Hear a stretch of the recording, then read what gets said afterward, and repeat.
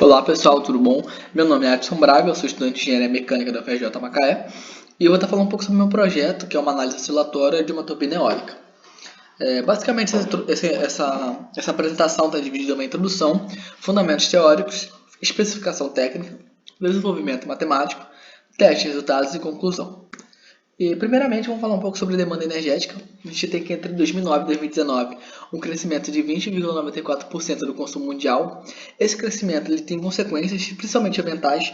Essas consequências ambientais começam a levantar um debate sobre formas mais limpas e renováveis de se obter energia. Né?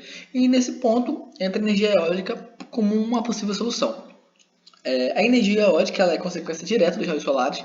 Isso é porque o aquecimento não uniforme do globo terrestre faz com que as massas de ar tenham densidade diferente e temperatura diferente, consequentemente, isso mova perante a superfície, formando os ventos. Além disso, né, a gente tem que a energia eólica é uma forma de obter trabalho muito antiga, tendo registros históricos por volta de 200 anos antes de Cristo na Pérsia. E também temos estudiosos que falam que no Egito, perdão, em 1000 anos antes de Cristo usavam também para moer grãos. Dito isso, né, tudo isso, o objetivo do trabalho é basicamente uma análise oscilatória no sistema eólico utilizando modelos simplificados e aproximados para observar a vibração da pá. Basicamente isso. Agora vamos falar um pouco sobre fundamentos teóricos. Primeiramente, vamos olhar esse perfil de aerofólio aqui. E como a gente pode perceber, com esse perfil a gente tem que o fluido, né, com esse perfil de aerofólio em geral, né, a gente tem que o fluido pode percorrer dois caminhos. Um caminho superior aqui em cima e um caminho inferior. E onde o caminho superior ele tem um percurso maior e o caminho inferior tem um percurso menor. Essa diferença de caminhos, né, faz com que o fluido tenha velocidade diferente nesses pontos, porque nossa hipótese de fluxo contínuo. Essa velocidade diferente, quando a gente olha a percussão de Bernoulli, também vai ter pressão diferente. Por exemplo, aqui em cima, como ele tem um caminho maior a percorrer, ele tem que ter uma velocidade maior, então vai ter que ter uma pressão menor, para manter igualdade, porque está considerando as propriedades do fluido constante. Aqui embaixo, ele tem uma velocidade menor, só que uma pressão maior. Essa diferença de pressão faz com que o fluido, para que haja uma força resultante. Essa força resultante a gente chama de... ela é dividida em dois componentes, em força de sustentação e força de arrasto. Essa componente vertical, que é a força de sustentação, e essa componente na horizontal, na direção do escoamento, que é a força de arrasto. E esse ângulo alfa é o ângulo de atarque, que também é chamado. E essa força resultante, né, a gente vai começar agora a falar um pouco sobre como os sistemas estão associados. Por exemplo, essa força resultante gera uma deflexão na pá. Essa deflexão na pá vai gerar uma torção na coluna. E uma deflexão na coluna vai gerar uma torção na pá, etc. Então, todos esses movimentos estão associados e conectados. Então, assim, a gente vê que é bem complexo uma análise sobre tudo isso. Primeiramente, para poder fazer essa modelagem de um sistema dinâmico, a gente vai ter que definir essas características físicas principais, que é a capacidade de restituição, a capacidade de dissipação e a inércia. Primeiramente, vamos falar sobre as especificações técnicas do problema. Né? A gente utilizou como base um artigo do Pires e Oliveira, que ele faz uma simulação por elementos finitos de uma pá eólica. Ele utiliza um material composto de matriz de epóxi e fibra de vidro, com módulo de elasticidade na direção das fibras de 45 GPa, na direção transversal das fibras de 12 GPa e no plano G12 de 5,5 GPa. Esses valores vão ser importantes porque cada um vai ser para uma análise diferente. Por exemplo, esse 12 GPa vai ser para deflexão na pá, o 45 vai ser para deflexão no perfil. Esse aqui vai ser para torção, na análise para poder saber a rigidez equivalente de torção, a mola de torção. Né? E a dimensão da pá é uma pá com comprimento de 1 metro, que com a corda variando de 0,06 metros a 0,403 metros. Beleza? Vamos lá na modelagem matemática agora.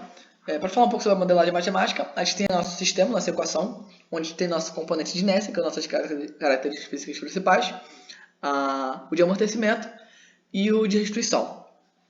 Então agora a gente tem que tentar definir o que cada um desses, a inércia, o amortecimento e a restituição. A inércia vai ser fácil, a gente vai considerar, vou utilizar o conceito de densidade, e a massa então vai ser ρ vezes o volume. Para o coeficiente de restituição a gente vai utilizar a hipótese de vir engastada com massa concentrada na extremidade, que essa aproximação ela é muito utilizada para simular aviões asa do avião em voo, né, durante o voo. Com essa aproximação, a gente tem uma rigidez equivalente, que 3i sobre L ao cubo. Essa rigidez equivalente, ela vem do equacionamento da estática, né? Para poder chegar nessa equação, você considera uma força estática atuando no fluido, na viga, e com isso você tem um deslocamento, e você vai utilizar a lei de Hooke para poder chegar nessa equação aqui. Beleza? Beleza, onde o E é o modo de elasticidade, o momento de inércia, o L é o tamanho da pá, no caso de um GDL, um grau de liberdade, ou pode ser o tamanho do elemento, se você usar mais grau de liberdade, se você discretizar esse elemento contínuo aqui, que é a viga, no caso. Beleza? Assim a gente definiu o nosso K, o nosso elemento de restrição. Agora o nosso elemento dissipativo para definir, a gente vai no Hall, né? Que a gente tem lá, ele define uma força vertical sobre o aerofólio, que vai ser meio de ρ quadrado dCx, onde o D é essa seção transversal aqui, que está cortando o aerofólio. E o Cx é o coeficiente de força vertical. O Cx é uma função que ele varia com o relativo U, CL, que é o coeficiente de sustentação, e o CD, que é o coeficiente de arrasto, e o ângulo alfa. Beleza? Então, para chegar nessa equação aqui embaixo, vai ter algumas hipóteses que o Hall faz. A primeira hipótese que ele faz é o relativo próximo de U. A outra hipótese é pequena variação de alfa e o alfa próximo de zero, para poder fazer isso. E, feitas as hipóteses, ele utiliza a série de Taylor para definir Cx.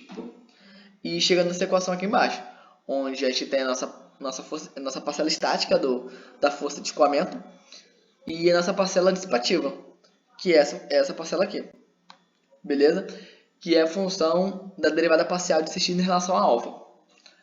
Então, sabendo a nossa cara da parcela dissipativa, a gente tem que definir qual é o valor dela. Então, primeiramente, tem que achar essa derivada parcial. E para achar essa derivada parcial, a gente vai derivar essa função Cx, que vai ter essa seguinte equação, a derivada dessa função, utilizando a regra do produto. Além disso, a gente vai ter agora a derivada parcial de Cl em relação a alfa, a derivada parcial de Cd em relação a alfa. Para obter esse dado, né, para poder ter isso aí, a gente se recorre ao site AirTools. Lá a gente tem um gráfico de CD por alfa e de Cl por alfa.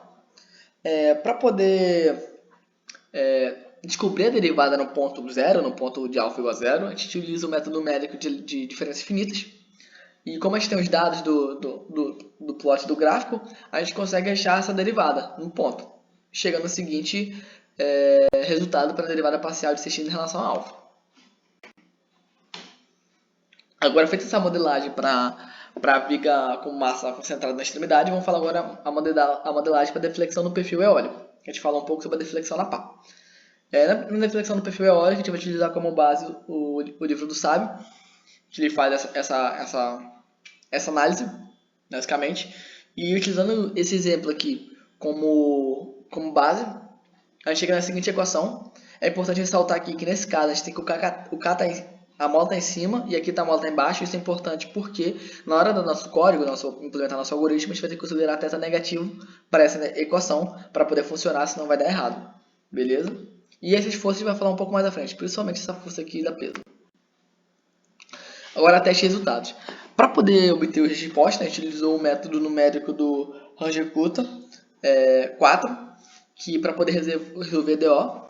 E além disso, a gente considerou o forçamento como se fosse uma força variável, força peso e força centrípeta.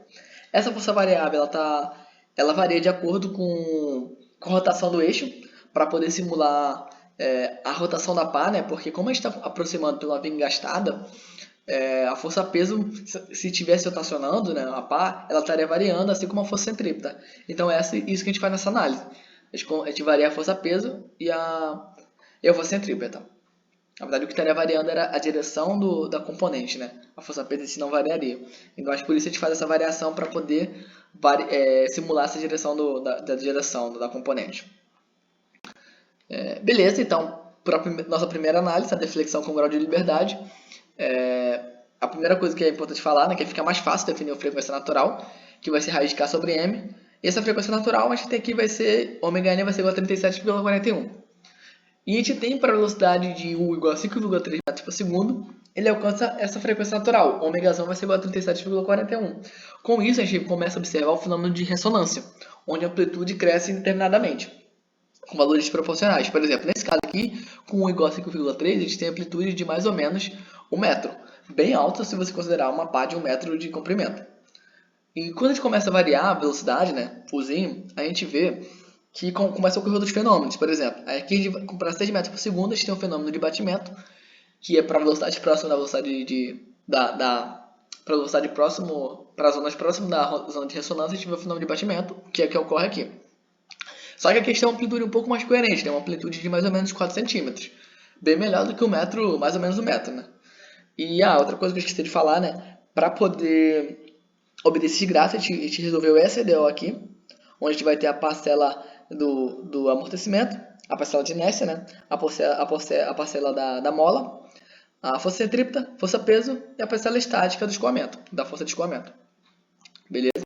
Agora a gente começa a analisar para 8 metros por segundo.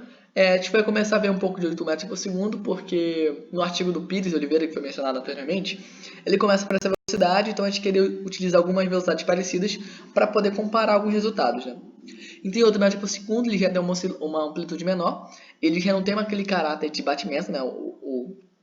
A curva, né? E tem uma oscilação de mais ou menos 1 centímetro, então bem melhor do que tido anteriormente. E pela velocidade maior, a gente vê uma frequência, um período menor, né? Logicamente. E também tive amplitudes bem menores, de mais ou menos 1 milímetro. Então a gente vê que no caso, para um grau de liberdade, o grande problema é trabalhar perto da região de ressonância. Porque a gente vai ter amplitudes muito altas. Quando a gente trabalha fora, por exemplo, pela velocidade alta, a gente não tem esse problema na nossa análise. Agora vamos falar um pouco da análise para 7 graus de liberdade, para poder discretizar aquele nosso elemento de massa concentrada na extremidade. Né? Porque é um sistema que ele é muito estável, como a gente viu antes. Para a região perto da ressonância, ele dá valores bem assim, discrepantes de amplitude. Então a gente queria ter uma análise um pouco mais rebuscada. Então a gente apelou para discretizar, né, o nosso sistema contínuo. E utilizando isso aqui como base, a gente chega na seguinte: a gente tem a matriz de rigidez, a matriz de amortecimento e a matriz de massa. Onde KI vai ser 3I I sobre LI, CI vai ser essa parcela aqui de amortecimento que a gente viu no Hall, e a massa vai ser isso aqui. Beleza? Nisso, utilizando essa análise, a gente resolve a mesma equação, só que agora não vai ser uma equação com matrizes, não, vai ser mais escalar. E para a velocidade analisada anteriormente, de 5.36 metros por segundo, a gente não vê a estabilidade que estava ocorrendo antes. Por exemplo, para essas velocidades baixas aqui, a velocidade baixa não, para as velocidades que a gente compara com a anterior, a gente tem que a curva tem um comportamento bem diferente, assim com um período assim bem menor, tá vendo? O período assim, a oscilação variando bastante, e com amplitude bem menores, de mais ou menos 4 milímetros e mais ou menos 6 milímetros. É legal uma coisa que é importante falar, por exemplo, esse gráfico aqui vai de x1 a x13, pulando só os números ímpares, né?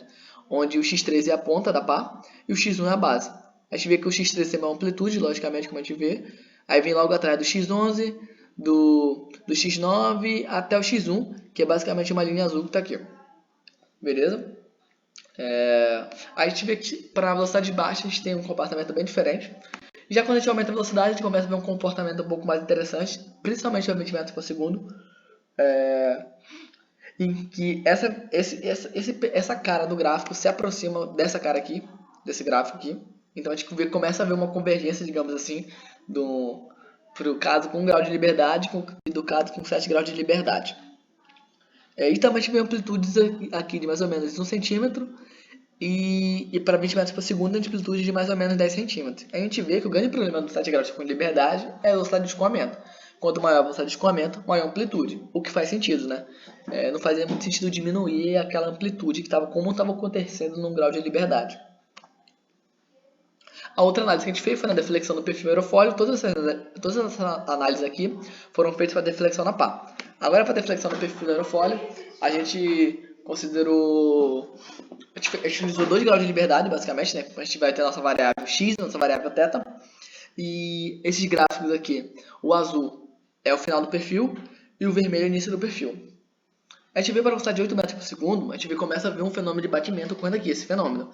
Então, como a gente está vendo um fenômeno de batimento, a gente imagina que para essa velocidade a gente está perto da região de ressonância. O que a gente pode ver ser comprovado. A gente começa então agora a testar as velocidades anteriores feitas anteriormente.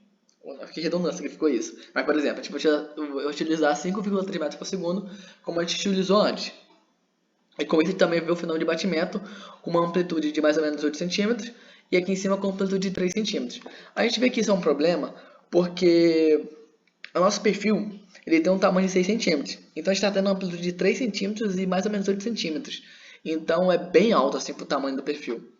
Já que quando a gente começa a testar outras velocidades, por exemplo, a velocidade de 6 metros por segundo, a gente já vê um problema tendendo à ressonância, né? Já vê, tipo assim, basicamente quase um batimento, mas com uma amplitude bem maior, que é de mais ou menos 15 centímetros aqui. Então, uma amplitude bem alta pro tamanho do perfil, né? Então, a gente está variando no total 30 centímetros com um perfil de 6 centímetros. Agora, para velocidades mais altas, ele não tem tanto esse problema, que, por exemplo, para 20 metros por segundo, a oscilação do perfil é de mais ou menos 2 milímetros.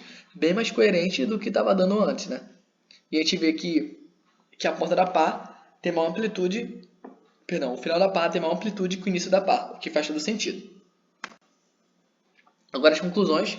A conclusão é que tem que, primeiramente, para falar sobre a deflexão na pá da turbina, para 1 grau de liberdade a gente tem uma estabilidade muito grande no sistema, para aquelas regiões de 4 metros por segundo até umas 7, 8 metros por segundo. É bem estável ali, com amplitudes altas, relativamente altas. Mas à medida que você vai aumentando a velocidade do escoamento, a gente tem amplitude baixas, como a gente está vendo aqui, de amplitude de mais ou menos 1 milímetro. Agora já para o 7 graus de liberdade, a gente não tem mais essa zona de estabilidade nesses valores intermediários, mas para valores mais altos a amplitude começa a aumentar mais do que com o grau de liberdade, que faz mais sentido. Então, por exemplo, para 30 metros por segundo, a gente tem uma amplitude de mais ou menos 10 centímetros, que está um pouco alta, mas está supostamente coerente. Agora, para poder comparar os valores obtidos com o método numérico, a gente vai olhar agora para o artigo do Pires e Oliveira, em que ele faz uma tabela com as velocidades dele que ele testou, na análise dele por elementos finitos, e com o deslocamento, que é o deslocamento máximo. A gente vê, na nossa análise, que para velocidades mais baixas, a gente tem deslocamentos menores, só que para velocidade mais alta a gente tem deslocamentos maiores. Então, de certa forma, para velocidade mais alta, nossa análise diverge. Isso pode ser consequência de 2 fatores, basicamente. O primeiro fator é que a análise dele por elementos finitos ele não considera o comportamento vibratório, resultando em amplitudes menores quando levar em conta as zonas de ressonância. O outro fator é o nosso equacionamento, que não pode ter descrito mal as forças que estão atuando ali, por exemplo, como a força de resistência do ar, força centrípeta, e gerando erros, né, possivelmente, gerando valores possivelmente errados. Então, esses são alguns fatores que podem ter causado essa divergência. Agora, algumas sugestões de melhorias, temos 5, né? A primeira é conseguir descrever a função do ar, né? Dessa velocidade, dessa variação da velocidade do ar, porque faz muito mais sentido trabalhar com isso, porque de fato, assim, na vida real, o que acontece é isso, tem uma velocidade do vento diferente ao longo do tempo, né, ao longo do dia. A outra sugestão é equacionar melhor as forças que atuam no sistema, aquela simplificação de uma variação no rotor, botar uma oscilação de acordo com a variação do rotor, ela é bem simples, então eu acho que isso pode melhorar. O outro ponto de melhoria é definir as matrizes de rigidez e de amortecimento de forma melhor. Por exemplo, a gente tem uma matriz... A nossa matriz é muito utilizada para vibrações, mas a gente tem matriz para descrever melhor essas relações. Por exemplo, a matriz de Euler-Bernoulli. A sugestão 4 é a sugestão em relação à parte geométrica, porque a gente utilizou um perfil triangular para poder fazer os nossos cálculos de momento de inércia, de massa e tudo isso. Sendo que a gente poderia utilizar uma transformada de Joukowski para poder ter essa noção geométrica melhor. Só que ela é uma transformada um pouco mais difícil, né? Porque ela trabalha no campo complexo, então daria um pouco mais trabalho numericamente para fazer isso. A sugestão 5 seria, no caso, para deflexão do perfil, ou torção na pá, digamos assim também, pode ser que posso falar assim. Porque a análise que a gente fez com aquele número de graus de liberdade deu respostas bem instáveis, então acho que aumentando o número de graus de liberdade a gente poderia ter uma resposta um pouco mais coerente. E é isso o trabalho, espero que tenham gostado.